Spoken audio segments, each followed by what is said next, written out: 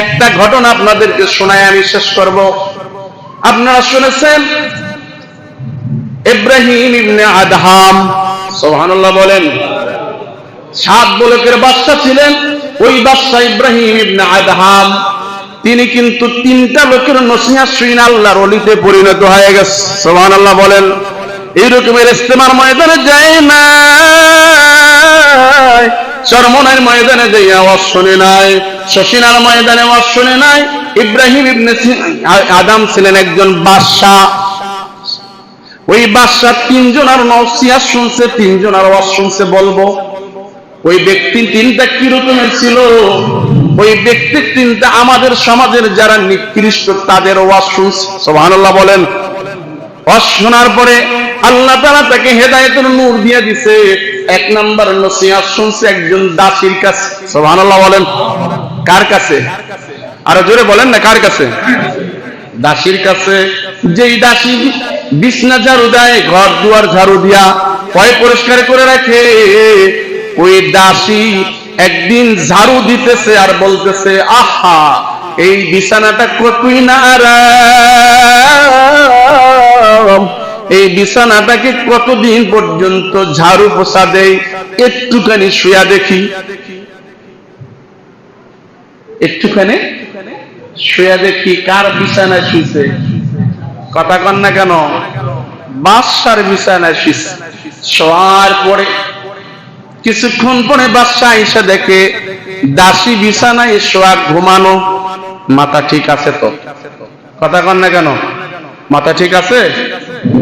গরম ব্যাট বের করলেন, ব্যাট দিয়ে আঘাত করলেন। আঘাত করার পরে কাইদা দিছে, দ্বিতীয় আঘাত করছে, কান্দে না, চুপ করে রয়েছে।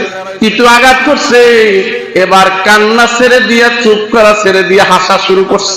সুবহানাল্লাহ। কি শুরু করছে? ইব্রাহিম ইবনে আদম ডাক দিয়া বলে, দাসী, মানুষ দুঃখ পাইলে কান্না করে, তুই কেন হাসস? তুই কেন হাসস? এবার দাসী ডাক দিয়া বলে, ও রাজা, ও জাহাপানা, শোনো, আমি এই জন্য হাসি আর এই জন্য কান্না করেছি, এই জন্য চুপ করেছি। 3টা বিষয় আমার স্মরণ হয়েছে। আমি যখন দুঃখ পেয়েছি, আপনি আঘাত করেছেন, কান্না করেছি, এরপরে আমি চুপ করছি। তৃতীয় বাড়িতে কেন? যে এইটা ভাবছি আমি 10 মিনিট শোয়ার কারণে যদি আমার এত মার খাইতে হয়, আপনি এই জায়গায় 40 বছর শুইছেন, না জানি কবরের ভিতরে কত আঘাত খাইতে হয়। আল্লাহু আকবার বলেন। আমার তো চুপ করে রয়েছে, এই জন্য এই ভাবনাটা আমার মাথায় আসছে। আর 3 নম্বরে আমি হাইসা দিছি, আমার তো দুনিয়ায় হিসাব হয়ে গেছে, ওই কবরে এই সম্পর্কে আর আমার জিজ্ঞাসা হতে হবে না, জিজ্ঞাসা করবে না। এই কথা শোনার পরে ইব্রাহিম ইবনে আদহামের দিলের ভিতরে হেদায়েতের নূর পয়দা হয়ে গেল। সুবহানাল্লাহ বলেন। রাজদরবারে যায়, শুধু কল্পনা আর কল্পনায় বাঁচতেছে। কথাটা কি বলল?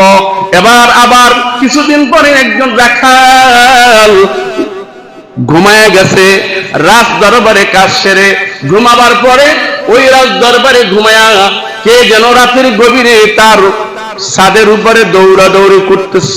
ইব্রাহিম ইবনে আদমের ঘুম ভেঙে গেল। ঘুম ভেঙে তলোয়ারটা অস্ত্রটা হাতে নিয়ে উপরের দিকে একা দেখতেছে, জীর্ণ শীর্ণ লোক, জামা নাই, কাপড় নাই, দৌড়াদৌড়ি করতেছে। ইব্রাহিম ইবনে আদম ডেকে বলে, কে, কি তোমার পরিচয়? ইব্রাহিম ইবনে আদম ডেকে বলে, আমার পরিচয়, আমি একজন রাখাল। তারা খেলে এখানে আসলে কেমনে? আসছি, আমার গাদা হারায় গেছে, ঘোড়া হারায় গেছে। ইব্রাহিম ইবনে আদম রেগে বলতেছে, এ আহমদ, ঘোড়া হারাইছে, ঘোড়া ভাবি গাছতলায়, না হয় কারো বাড়ির আঙ্গিনায়, না হয় মাঠে, তুই ঘোড়া তালাশ করতে আসছো এই ছাদে। এবার ওই রাখাল ডেকে বলতেছে, ইব্রাহিম ইবনে আদম, আমি হারানো ঘোড়া যদি এই ছাদে না পাই, তাহলে শোনো ইব্রাহিম ইবনে আদম, তুমি এই বিছানায় শুইয়া শুইয়া কেমনে আল্লাহকে পাবা। সুবহানাল্লাহ। কি ইলিয়াসুর রহমান জিয়াদি রস শুনছে, জুবাইর আহমেদের রস শুনছে, কথা কন না কেন? কি শশীনা হুজুরের রস শুনছে? দুইটা ওয়াজ শুনছে। দিলের ভিতরে শুধু ওই কল্পনাই কল্পনা, কথাটা তো সত্য। ঘুমায় ঘুমাই তো আল্লাহকে পাওয়া যাবে না।